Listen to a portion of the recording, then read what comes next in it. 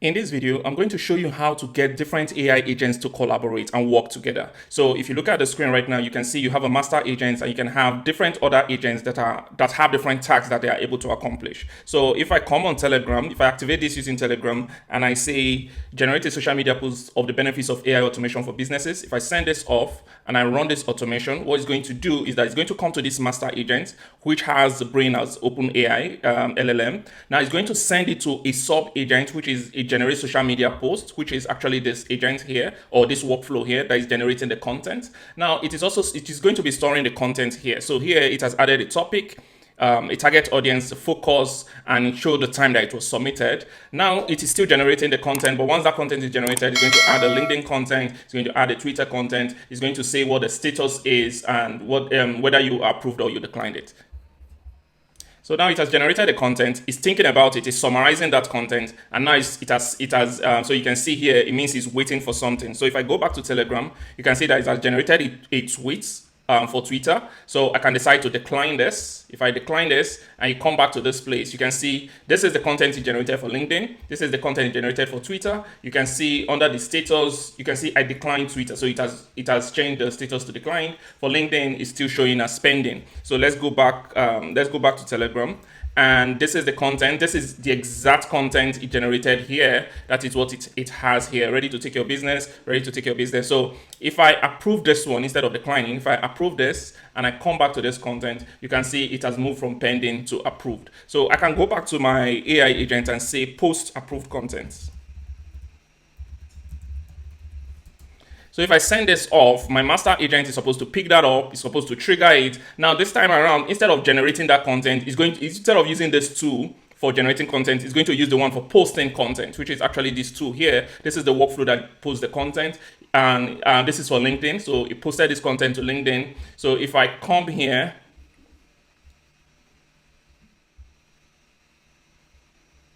so you can see the post, I just posted it right now. So let me just go ahead and delete this. Yeah. Now this is the master agent that controls every other agent. If you open this up, you can see that, first of all, you can see that it has a brain, which is the OpenAI LLM. I have a simple memory attached to it. Then if you open this up, you're going to see, this is the prompt that says, oh, is it a text? So depending on whether it is a text or voice, that's what is going to activate this. Now it has a system message. Now, if you look at the system message is saying your task is to analyze each message to understand the user's intent, choose the correct tool. So it's not really doing, and it's not really performing any action. It is going to be performing actions via other tools. So you have the generate social media content, you have the publish social media content, you have the one that manages your email. This is the one for your date time. You have the one that manages your calendar. You have the one that searches for information. So we'll go through each of those two, one after the other. And we're also going to see how they connect with each other. So basically, to add a tool, you come here, you click on the tool node, you see the option that says call n8n workflow tool. So you can call another tool here, right? So for you to call the tool, you need to select this. You need to ensure that the source database is selected here. You can define by JSON, but database, you need to have created that workflow so that you can connect to it. So you choose the workflow you're going to connect to. So I can decide any of the ones that I've created, maybe the content creator, the email agent, or email assistant. So let's say, for example, this one is the content creator. This is the one that generates the content. So I will select the content creator. So if you come here for the one, let's remove this. For the generate social media content, if you open this up, this is the content creator. This is the one I linked to the project, right? So we come back to this place. Let's actually break this down. So this is the workflow, right, that gets that information from the main agent. So I've told it, I defined it as JSON. So you can see you have different options: accept all incoming data, define using fields below, define using JSON example. So this one, I gave it a JSON example because I wanted it to have a topic, I wanted it to have a target audience, and I wanted it to have a focus. So for any topic he's generating, it's going to have a topic, going to have a target audience. It's going to define those three things. Then this is the set field that is just saying, okay, the topic, give it topic, the audience, give it target audience, the focus, give it focus. Then I'm also extracting the time, right? The time that post was, the instruction was given, because I want to be able to update them to this document. So if you see here, after the set field has extracted these items, it's going to immediately update this Google Sheet. So you can see connect your Google account, right? And it's appending a row. And the name of the Google Sheet is social media content. The sheet is LinkedIn, and it's automatically mapping it, right? It's automatically mapping every content it got from here. It's automatically mapping it. Then after mapping it, after it has updated the Google Sheet, I no longer need the time, right? So I only need this. So I just put another set node to just extract these three information before sending it to the social media PA agent. So here I have I now have the three topics, the three items I wanted to analyze: the topic, the target audience, and the focus. Then I'm able to create a more detailed LinkedIn prompt, or a more detailed prompt, which it would have been difficult to create a detailed prompt for everything here and have it in a master agent. But since I've broken it down, I can now create a more detailed prompt for generating my LinkedIn post. So I can say you're a professional content writer and you can do research, you can write posts. In this case, it's writing a LinkedIn post, it's writing a Twitter post, right? You can even break it down to generate different prompts or different agents for different type of content you want to write. That gives you that flexibility. So once it generates the post, right, it's passing, it uses the structured output to ensure that it's passed in a proper format. Then you also have the search tools. What this does is that it helps it connect to the internet and do its research. So if you're generating content, you want to also be able to get current information, you want to get current news. That is what this tool is doing. Then of course, it's still using OpenAI LLM, right? So after it has generated the content, this is the set field. Again, it is just extracting. I want the LinkedIn output, I want the Twitter output. And again, you're getting the time that this was submitted. The reason is that once you generate the output, you want to come back here and you want to update it. See here, I'm updating a row. So here, remember, it first of all generated this, and this. Then now I want to update the content and I want to update the Twitter content. So that's exactly what it's doing here. The time it was submitted. It's using the time it was submitted to know exactly what row to update. So it updates both the LinkedIn and it creates the status. So it's once it updates it, it has an initial status of pending. So they don't usually change. Once you update a row, you want it to be pending. Once you create a row for the first time, you want it to be pending so that you can have that flexibility to go in either to approve or to disapprove it, right?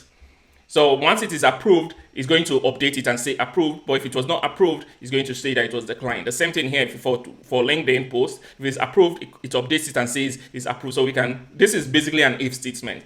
It's just saying if data is approved, if approved is equal to true, then execute this. Else, come here. So this is basically the workflow that generates the social media post. So let's come to the next workflow. This is the one that then posts it. Now when you generate it, it comes here. So sometimes it's showing pending. So I can change this to approved. Approved.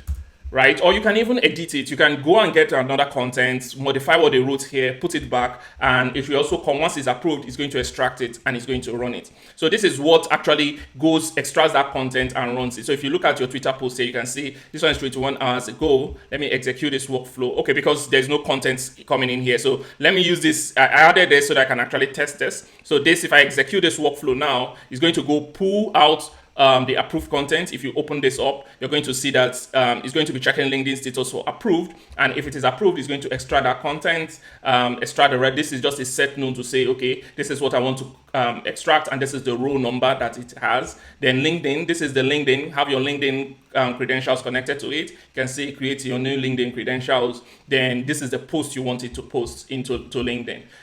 So once it posts it, you want it to update the status to say that it has been posted. So if we check here, we can see that the status has changed to posted. So if I check my LinkedIn and I refresh this, I expect the post to be posted.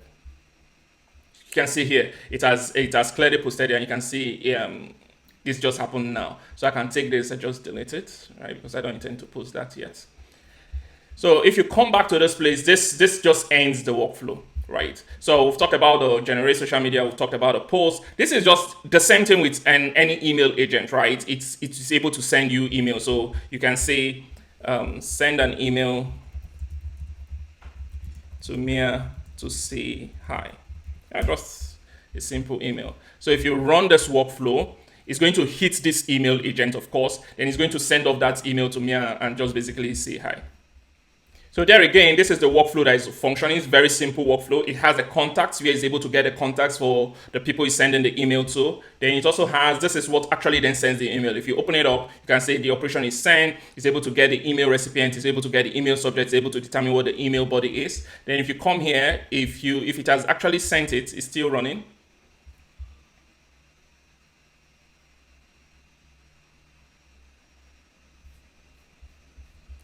So if you come here, you can see it has sent out that email. So if I come back here, you can see this is the email it sent. Hello, Mia. That was just it.